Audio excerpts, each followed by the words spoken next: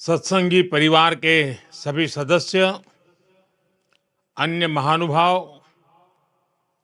और विशाल स्टेडियम में पधारे देवी और सज्जनों, कार्यकर सुवर्ण महोत्सव के इस अवसर पर मैं भगवान स्वामीनारायण के चरणों में प्रणाम करता हूं। आज प्रमुख स्वामी महाराज की 103वीं जन्म जयंती का महोत्सव भी है। मैं गुरु हरि प्रगट ब्रह्म स्वरूप प्रमुख स्वामी महाराज को भी नमन करता हूं। भगवान स्वामीनारायण की शिक्षाएं,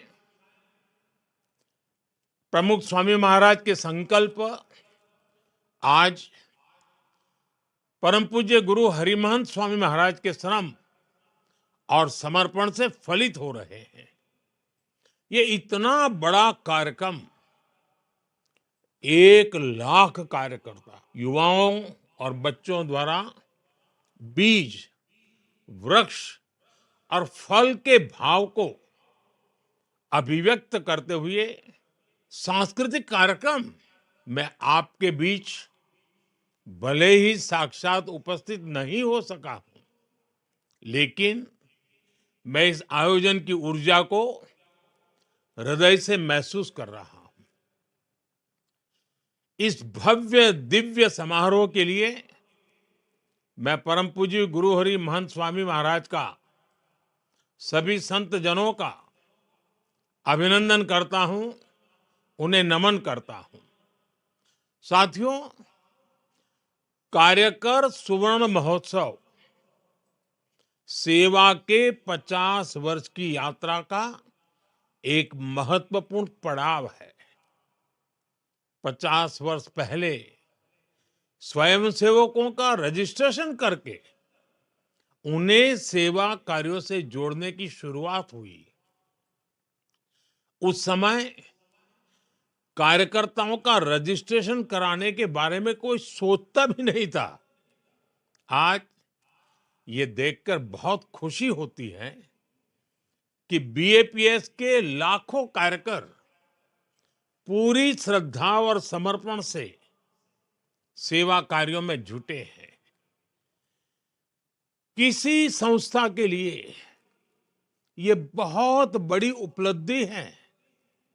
इसके लिए मैं आपको बधाई देता हूं, अपनी शुभकामनाएं देता हूं। साथियों, कार्यकर सुवर्ण महोत्सव भगवान स्वामीनारायण की मानवीय शिक्षाओं का उत्सव है। ये सेवा के उन दशकों की गौरव गाथा है जिसने लाखों करोड़ों लोगों का जीवन बदला। ये मेरा सौभाग्य है कि मैंने बाप के सेवा अभियानों को इतने करीब से देखा है। मुझे उनसे जुड़ने का अवसर मिला है।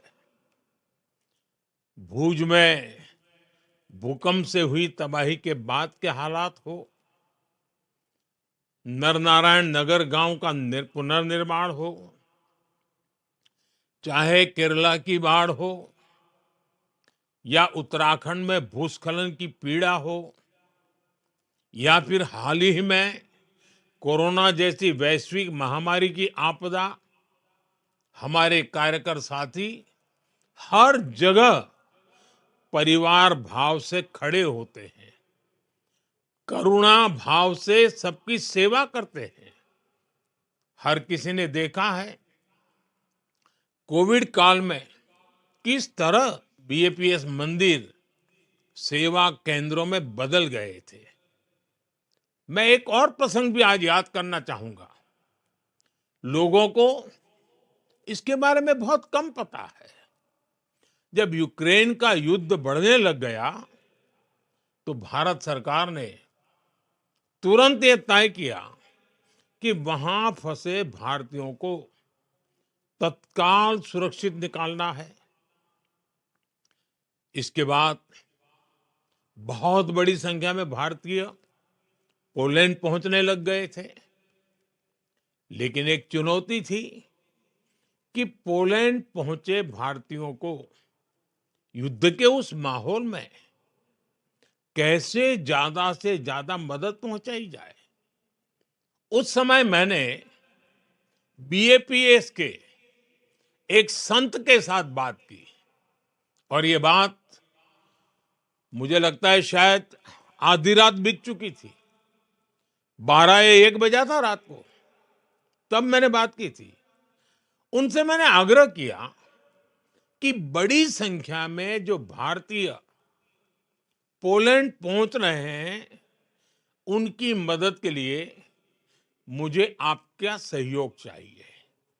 और मैंने देखा कि कैसे पूरे यूरोप से रातों रात बीएपीएस के कार्यकरों को आपकी संस्था ने एकजुट कर दिया। आप लोगों ने युद्ध के माहौल में पोलैंड पहुंचे लोगों की बहुत बड़ी मदद की। बीएपीएस की ये ताकत वैश्विक स्तर पर मानवता के हित में आपका ये योगदान बहुत ही प्रशंसनीय है। और इसलिए आज कार्यकर स्वर्ण महोत्सव में मैं आप सभी का आभार व्यक्त करता हूं। आज बीएपीएस के कार्यकर दुनिया भर में सेवा के माध्यम से करोड़ों लोगों के जीवन में परिवर्तन ला रहे हैं। अपनी सेवा से करोड़ों आत्माओं को स्पर्श कर रहे हैं और समाज के अंतिम छोर पर खड़े व्यक्ति को सशक्त कर रहे हैं। और इसलिए आप प्रेरणा है, पूज्य है, वंदनीय है। साथियों, बीएपीएस के कार्य पूरे विश्व में भारत के सामर्थ्य, भारत के प्रभाव को ताकत देते हैं। विश्व के 28 देशों में भगवान स्वामीनारायण के 1800 मंदिर, दुनिया भर में 21,000 से ज्यादा आध्यात्मिक केंद्र, सेवा के अलग अलग प्रकल्पों का काम, दुनिया जब ये देखती है तो वो इसमें भारत की आध्यात्मिक विरासत, आध्यात्मिक पहचान के दर्शन करती है। ये मंदिर भारत के सांस्कृतिक प्रतिबिंब है। विश्व की सबसे प्राचीन जीवंत संस्कृति के केंद्र है। कोई भी व्यक्ति जब इनसे जुड़ता है तो वो भारत के प्रति आकर्षित हुए बिना नहीं रहता। अभी कुछ ही महीने पहले अबू धाबी में भगवान स्वामीनारायण मंदिर की प्रतिष्ठा हुई है। सौभाग्य से मैं भी उस कार्यक्रम में शामिल हुआ। उस कार्यक्रम की, उस मंदिर की पूरी दुनिया में कितनी चर्चा हो रही है। दुनिया ने भारत की आध्यात्मिक विरासत के दर्शन किए। दुनिया ने भारत की सांस्कृतिक विविधता को देखा। ऐसे प्रयासों से दुनिया को भारत के सांस्कृतिक गौरव और मानवीय उदारता के बारे में पता चलता है। और इसके लिए मैं सभी कार्यकर साथियों को बधाई देता हूं। साथियों, आप सभी के बड़े-बड़े संकल्पों का इतनी सहजता से सिद्ध हो जाना, ये भगवान स्वामीनारायण, सहजानंद स्वामी की तपस्या का ही परिणाम है। उन्होंने हर जीव की, हर पीड़ित की चिंता की उनके जीवन का हर पल मानव कल्याण में समर्पित रहा।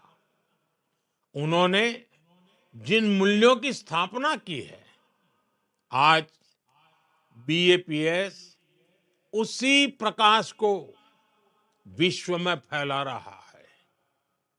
बीएपीएस के इन कार्यों को एक गीत की कुछ पंक्तियों के माध्यम से समझाया जा सकता है। आपने भी सुना होगा, घर घर गाया जा सकता है, नदियां न पिए कभी अपना जल, नदियां न पिए कभी अपना जल, वृक्ष न खाए कभी अपना फल, नदियां न पिए कभी अपना जल, वृक्ष न खाए कभी अपना फल, अपने तन का मन का धन का दूजों को दे जो दान है, वो सच्चा इंसान, अरे इस धरती का भगवान है।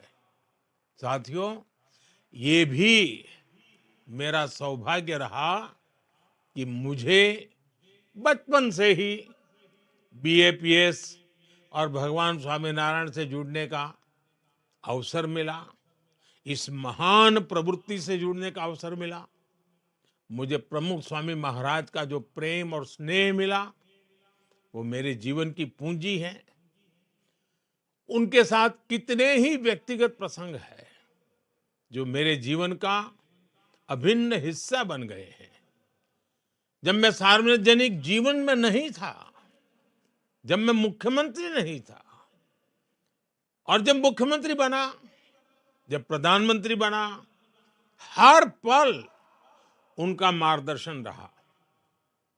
जब साबरमती में नर्मदा का पानी आया, तो उस ऐतिहासिक अवसर को आशीर्वाद देने परम पूज्य प्रमुख स्वामी जी स्वयं आए थे।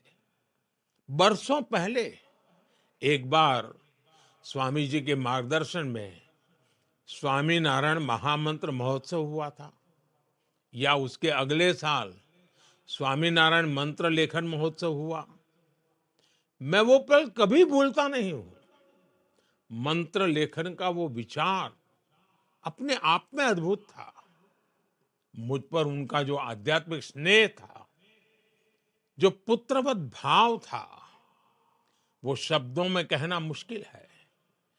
जन कल्याण के कार्यों में प्रमुख स्वामी महाराज का आशीर्वाद हमेशा मुझे मिलता रहा।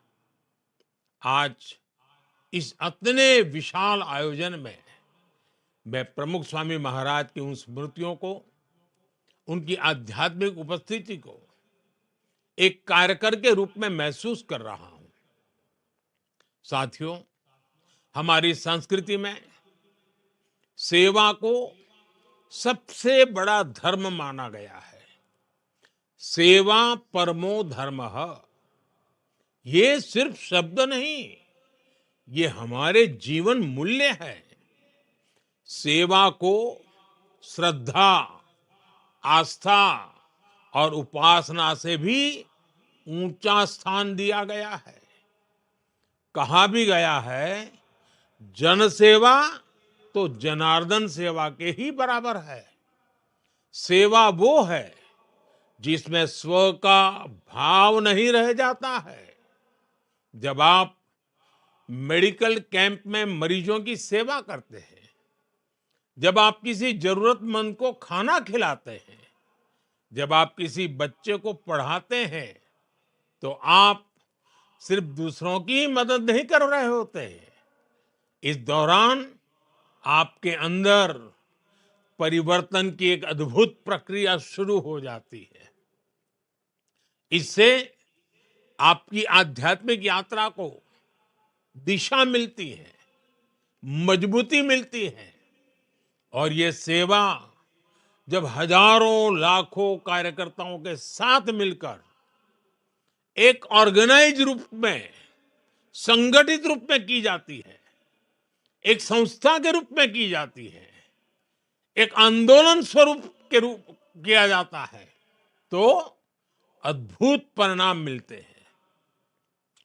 इस तरह की संस्थागत सेवा में समाज की, देश की बड़ी-बड़ी समस्याओं के समाधान का सामर्थ्य होता है। इससे अनेक बुराइयों को खत्म किया जा सकता है।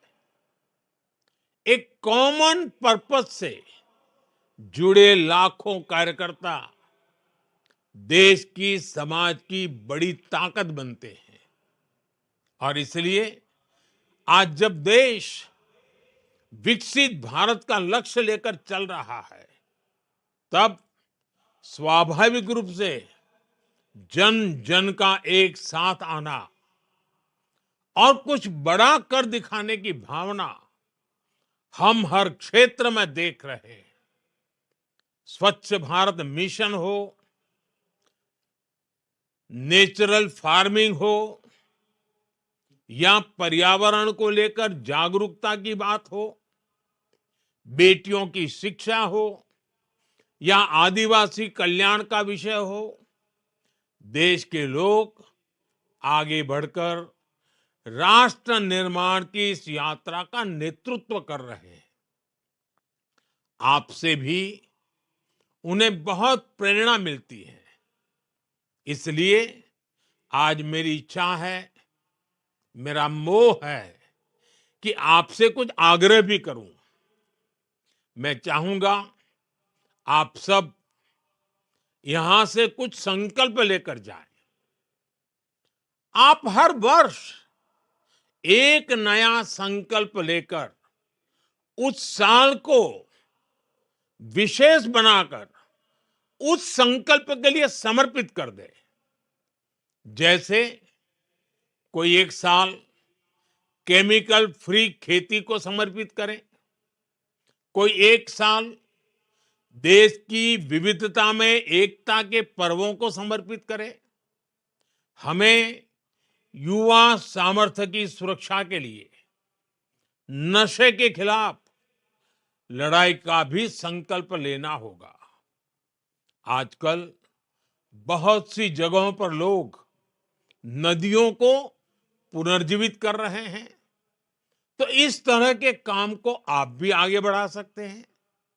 हमें धरती का भविष्य बचाने के लिए सस्टेनेबल लाइफस्टाइल का संकल्प लेना होगा। भारत ने पूरी दुनिया को मिशन लाइफ का जो विजन दिया है, उसकी प्रामाणिकता, उसका प्रभाव हमें ही सिद्ध करके दिखाना है। आजकल एक पेड़ मां के नाम अभियान की चर्चा पूरे विश्व में है। इस दिशा में भी आपके प्रयास बहुत अहम है। भारत के विकास को गति देने वाले अभियान जैसे fit India, vocal for local, millets को बढ़ावा देना, ऐसी कई बातें आप कर सकते हैं। युवा विचारों को नए अवसर देने के लिए कुछ ही सप्ताह बाद जनवरी में विकसित भारत यंग लीडर्स डायलॉग, उसका भी आयोजन होगा। इसमें हमारे युवा विकसित भारत के संकल्प को पूरा करने के लिए अपने आइडियाज देंगे, अपने योगदान की रूपरेखा तैयार करेंगे। आप सभी युवा कार्यकर इससे भी जुड़ सकते हैं। साथियों, श्रद्धेय प्रमुख स्वामी महाराज का विशेष जोर भारत की परिवार संस्कृति पर रहता था। उन्होंने घर सभा के माध्यम से समाज में संयुक्त परिवार की अवधारणा को मजबूत किया। हमें इन अभियानों को आगे बढ़ाना है। आज भारत 2047 तक विकसित होने के लक्ष्य पर काम कर रहा है। अगले 25 वर्षों की देश की यात्रा जितनी भारत के लिए महत्वपूर्ण है, उतनी ही बीएपीएस के हर कार्यकर के लिए भी अहम है। मुझे विश्वास है भगवान स्वामीनारायण के आशीर्वाद से बीएपीएस कार्यकरों का ये सेवा अभियान इसी तरह निर्बाध गति से आगे बढ़ता रहेगा। मैं एक बार फिर आप सभी को कार्यकर सुवर्ण महोत्सव की बधाई देता हूं। जय स्वामीनारायण। अनेकशः आभार माननीय प्रधानमंत्री श्री का। आज प्रधानमंत्री से संलग्न एक और घोषणा करते हुए हमें आनंद हो रहा है कि